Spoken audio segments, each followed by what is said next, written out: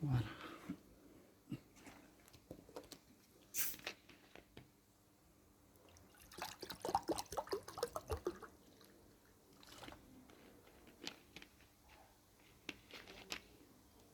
Subhanallah.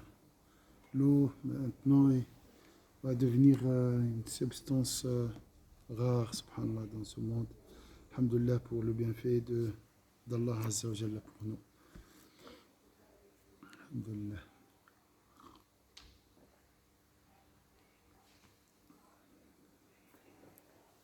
Le monde change, mais vers le bien, Inch'Allah. Il n'y aura que le bien.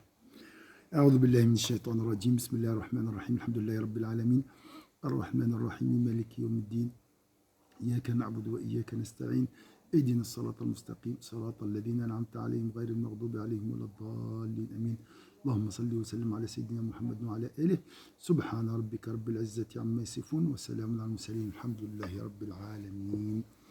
Alors comme le prophète sallallahu alayhi wa sallam qui était optimiste, d'accord, on lui a posé la question, c'est quoi l'optimisme? Il a dit la belle parole, dire des belles paroles. Toujours, il faut dire des belles paroles, remonter le moral des gens, être positif, choisir les belles paroles. Si quelqu'un est négatif, essaye de l'aider à être positif, etc. Donc, ça, c'est indispensable pour le bien-être de tout le monde. D'accord? Surtout maintenant avec tout ce que vous voyez autour de nous, gardez toujours le moral, gardez toujours la positivité. La preuve, c'est notre mère Agar. Agar dans le désert, dans une vallée sans verdure, toute seule avec son fils. Qu'est-ce qu'elle a fait? Elle a couru. Hein? Donc elle a cherché de l'eau partout. Elle n'a pas croisé les bras et Allah a répondu à son besoin et à sa demande. On verra tout ça tout de suite, Inch'Allah. Donc l'histoire de Sayyidina Ibrahim, c'est l'histoire de la positivité, de la gratitude, d'être toujours optimiste. D'accord? Dans la vallée aride, salam alaikum. Ça va, la baisse? Oui, tu peux prendre une chaise. Dans la vallée aride, Agar s'occupait de son jeune fils, rassuré de savoir que c'était pour un dessein de Dieu qui se trouvait dans ce désert sans vie. Et imaginez dans ces circonstances comment être positif dans une situation très difficile. C'est ça la force, en fait. C'est ça la force.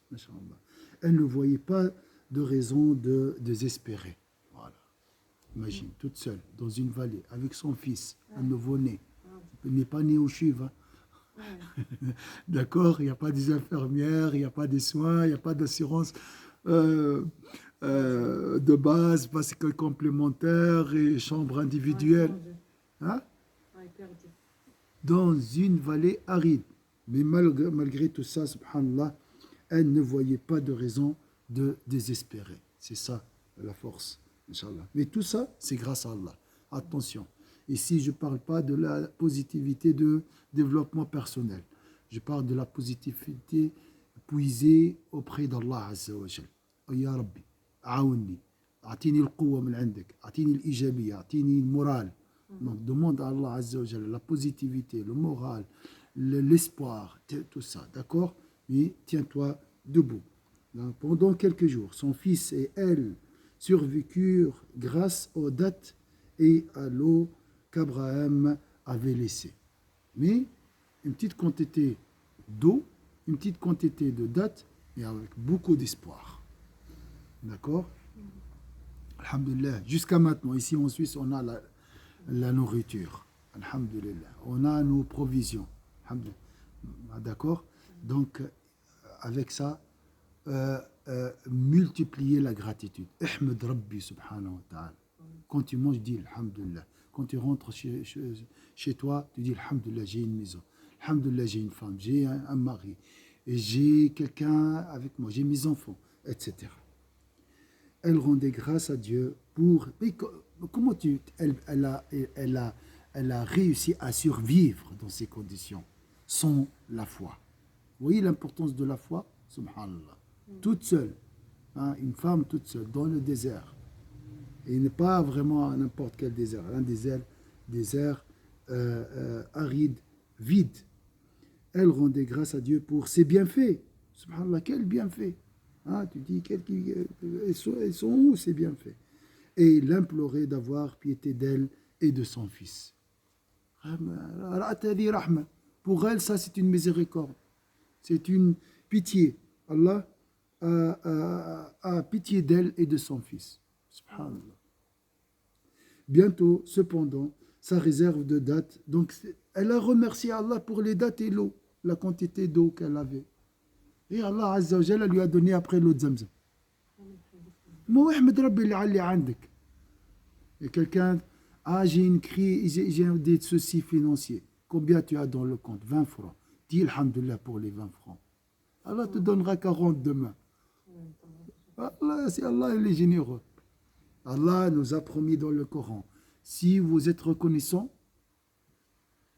j'augmente pour mes bienfaits, j'augmenterai mes faveurs pour vous. وإذ تأذن ربكم لئن شكرتم لأزيدنكم. قصة سيدنا إبراهيم, قصة سيدنا محمد, قصة سيدنا هاج, قصة سيدنا إسماعيل, الشكر. C'est l'histoire de la gratitude. Très belle histoire. Subhanallah. On n'a jamais fait la remarque sur ce point, la positivité et l'optimisme, hein, dans cette histoire. Subhanallah. Et la gratitude. Bientôt, cependant, sa réserve de dattes et d'eau s'épuisa. Elle n'avait rien pour se nourrir, ni pour nourrir son enfant. Tous deux avaient faim et soif. Subhanallah. Surtout l'enfant, hein, c'est très difficile pour la maman de voir son enfant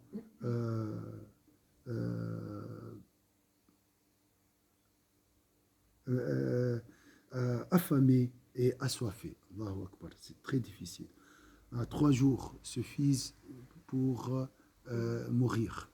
Son eau, d'accord? Au milieu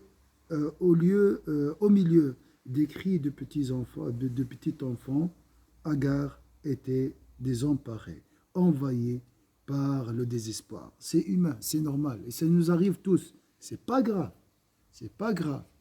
Ça nous arrive tous des chutes de morale, le désespoir. Ça nous arrive tous. Mais alhamdoulilah, hein, elle courait ça et là dans l'espoir de trouver quelque chose pour calmer Ismaël. Alors, le remède de désespoir, c'est quoi, mes frères et mes sœurs? La foi. L'invocation d'Allah. Regardez qu'est-ce qu'elle a fait, Saïda Agar. Elle courait ça et là dans l'espoir de trouver quelque...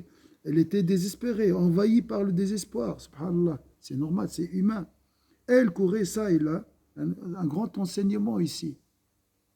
Un grand enseignement. Elle courait ça et là dans l'espoir de trouver quelque chose pour calmer Ismaël. C'est quoi le remède de désespoir? Je suis désespéré, ouais, j'ai baissé le bras, mon visage, hein, de grimaces, tout ça. Hein?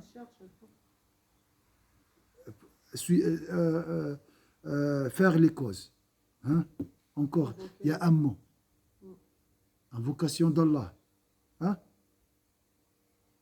La remise confiante en Allah. Elle courait, ça et là, ça veut dire quoi? Et l'action, matrabash il dit. Action. Al-amal, amanu amilu, l'action. T'as pas un travail, ah oui, ils sont racistes ici. Arrête ce discours. Sors, toque les portes, tu trouveras un travail. D'accord? Il ne faut pas pleurnicher.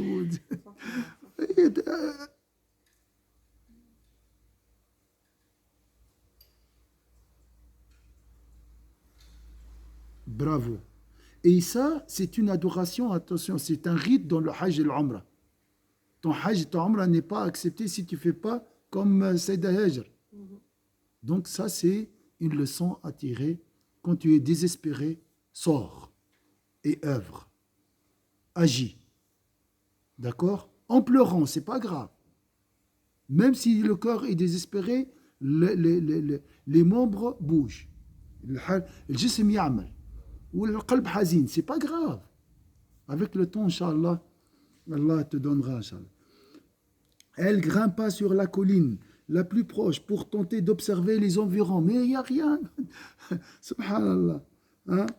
L'instinct de survivre, ça. Cette colline, c'était Al-Safa. Maintenant, les pèlerins font le va-et-vient entre Safa et le Marwa. Ne voyant personne, elle descendit et grimpa sur la colline voisine, Al-Marwa. Là non plus, aucun signe de vie n'était visible. Elle retourna à la première colline, puis il continua ainsi à aller et venir entre les deux collines. Combien de fois? À chaque fois, il lui semblait entendre des voix venant de la direction opposée. Subhanallah. Allah lui a donné des bonus. Quand tu œuvres, tu reçois quelque chose. Hein? Tu reçois quelque chose qui augmente l'espoir dans ton cœur, avec l'action. L'haraka fait baraka. L'action contient la baraka, les bénédictions d'Allah Azza wa Jal.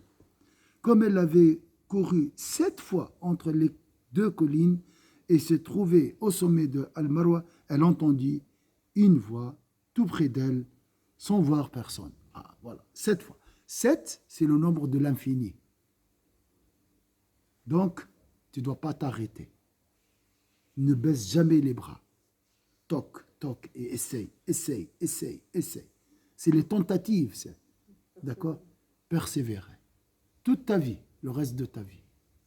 Dua.